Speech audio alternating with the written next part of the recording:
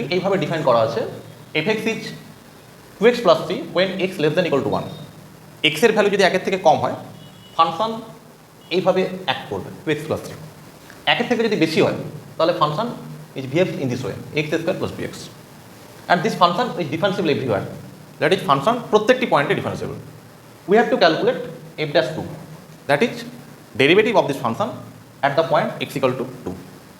তো স্বাভাবিক কথা, এই 2 মানটা 1 থেকে বেশি obviously.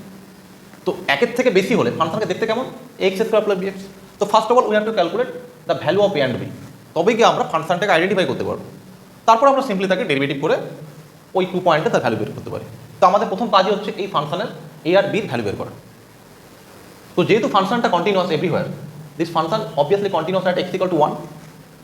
So x equal two 1 পয়েন্টে এই ফাংশনের left hand derivative and right hand derivative should be equal. তো আমরা এই কন্ডিশনটিকে ব্যবহার করে a আর b এর ভ্যালু আমরা বের করব। তো দেখো কিভাবে আমরা এটাকে ক্যালকুলেশন করি।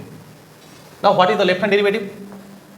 Limit x tending to 1 minus f of x minus f of 1 by x minus 1 equal to what is the right hand derivative? Limit x tending to 1 plus f of x minus f of 1 by x minus 1.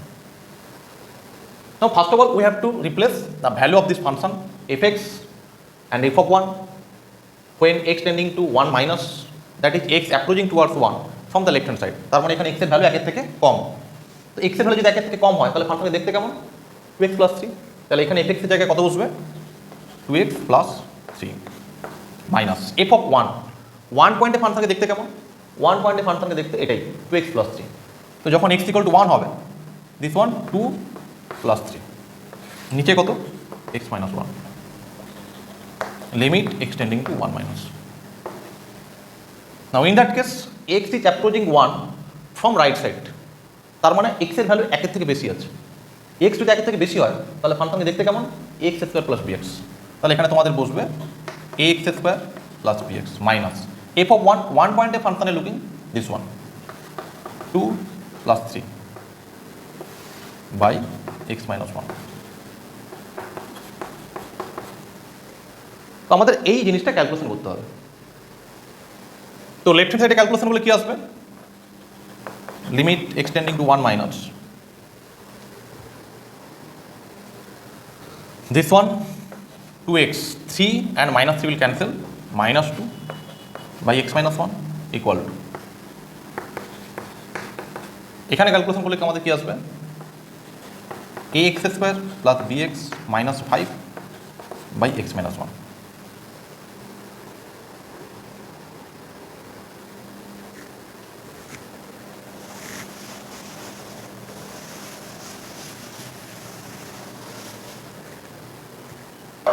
তো কি আসবে left hand সাইডটা,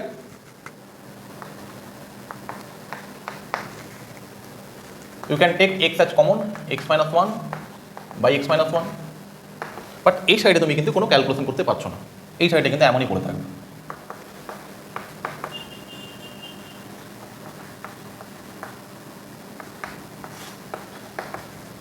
এই পার্টটা cancel হবে, so you will get the result is 2. Now how can we calculate this part? তো obviously এই limiting ভ্যালুটা এক্সিস্ট তো করবে এবং তার ভ্যালু হবে নিশ্চয়ই 2, সেটা আমাদের কন্ডিশন থেকে বলছে। তো আমরা কি করব, আমাদের লিমিটিং ভ্যালু বের করার যে টেকনিক, এটা টেকনিকটা কি আমাদের, যে ফাংশন যে পয়েন্টে আনডিফাইন্ড, এখানে ফাংশন কোন পয়েন্টে undefined, at the point x equal two 1। আমাদের করতে হয় কি, যে এই আনডিফাইন্ড পার্টটাকে ফাংশন থেকে এলিমিনেট করতে হয় কোনো না কোনোভাবে। সেটা তোমরা ফ্যাক্টরাইজেশন মেথডে করেছো, র্যাশনালাইজিং মেথডে করেছো, or using result, using some theorems, or এই x মাইনাস 1 ফ্যাক্টরটা আমাদের এই অঙ্কে কিন্তু আনডিফাইন্ড পার্ট। তো এই আনডিফাইন্ড পার্টকে আমাকে কোনো না কোনোভাবে এলিমিনেট করতে হবে। তাহলে আমরা কি করব, প্রত্যেকটা টার্ম যেখানে x ইনভলভ আছে সেখান থেকে আমরা x মাইনাস 1 ফ্যাক্টর বের করার চেষ্টা করব। দেখো সেটা আমরা কীভাবে করছি। সাপোজ এখানে x স্কোয়ার আছে, তো আমার এখান থেকে একটা x মাইনাস 1 ফ্যাক্টর বের করতে হবে। তো আমরা কি করছি, এখানে এই ফর্মটাকে নিচ্ছি x স্কোয়ার মাইনাস 1, তার কারণ এটাকে আমি যখন ব্রেক করবো x প্লাস 1 x মাইনাস 1 বেরিয়ে চলে আসবে, দেন x minus 1 will eliminate. Simply আমরা বির কাছ থেকে একটা x মাইনাস 1 ফ্যাক্টর নেব। এখন দেখো আমরা অনেক কিছু এক্সট্রা নিয়েছি, কী এক্সট্রা নিয়েছি, আমার ছিল একটা x স্কোয়ার, আমি মাইনাসে নিয়েছি, তাহলে তুমি অ্যাডজাস্ট করো প্লাসে। এখানে bx ছিল, আমরা মাইনাস বি এক্সট্রা নিয়ে নিয়েছি প্লাস বি, আর অলরেডি তো তার মাইনাস 5 ছিল। By x minus one. Next আমরা কী করি নেক্সট, যে আমরা এই এক্স মাইনাস ওয়ান দিয়ে আমরা প্রত্যেকটা পার্টকে ডিভাইড করে দিই। তাহলে এখানে ডিভাইড করলে এটা আসবে a into x plus one, এখানে আসবে only b, and this part a plus b minus five by x minus one. তো বুঝতে পারছো যে এই পার্টটির মধ্যে কিন্তু এখনও কিন্তু আমার আনডিফাইন্ড পার্ট রয়ে গেছে ওটা। তো এই লিমিটিং ভ্যালুকে যদি এক্সিস্ট করতেই হয় এবং তার ভ্যালুকে যদি 2 হতে হয়, তাহলে সেই ভ্যালু আমাদের এইখান থেকে নিশ্চয় আসা উচিত, এই পার্টটা থেকে আসা উচিত। That is this part equal to 2 হওয়া উচিত, অ্যান্ড এই পার্টকে অবভিয়াসলি তোমাকে 0 হতে হবে। দিস পার্ট শুড বি 0, না হলে আমার লিমিটিং ভ্যালু এক্সিস্ট করে না, আমার তো এইটা আনডিফাইন্ড হয়ে যায় না ব্যাপারটা। তাহলে ফাংশনকে যেহেতু আমার লিমিটিং ভ্যালু এক্সিস্ট করতেই হয়, তাহলে এই পার্টে এটাকে 0 হতে হবে। তাহলে এই পার্ট 0 কখন হয় না, এই পার্ট 0 হতে গেলে আমাকে এই নিউমারেটরকে 0 হতে হবে। That is a plus b minus five should be 0। তাহলে এই পার্টটা আমার এমনি 0 চলে আসছে, এখানে এ বির এমন কোনো ভ্যালু আসা উচিত, অর্থাৎ নিশ্চয়ই এখানে এ প্লাস বি 5 আসা উচিত, তাতে এই টোটাল পার্টটা 0 হয়ে যাবে। এবং আমরা এইখানে যখন আমরা ভ্যালু পুট করবো এক্স ইকুয়াল টু 1 যখন পুট করবো, এর ভ্যালু অবভিয়াসলি 2 আসা উচিত।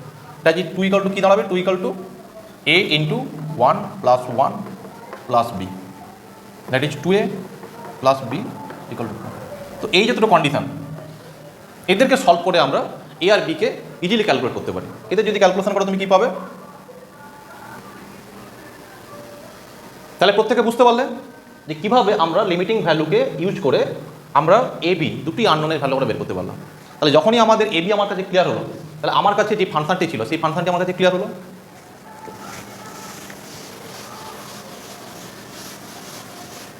আমাদের ফাংশন ছিল f x equal to a x square plus b x when x greater than 1। তাহলে this one a is minus 3 x square and b is 8, that is 8x when x greater than 1. So what is f dash x?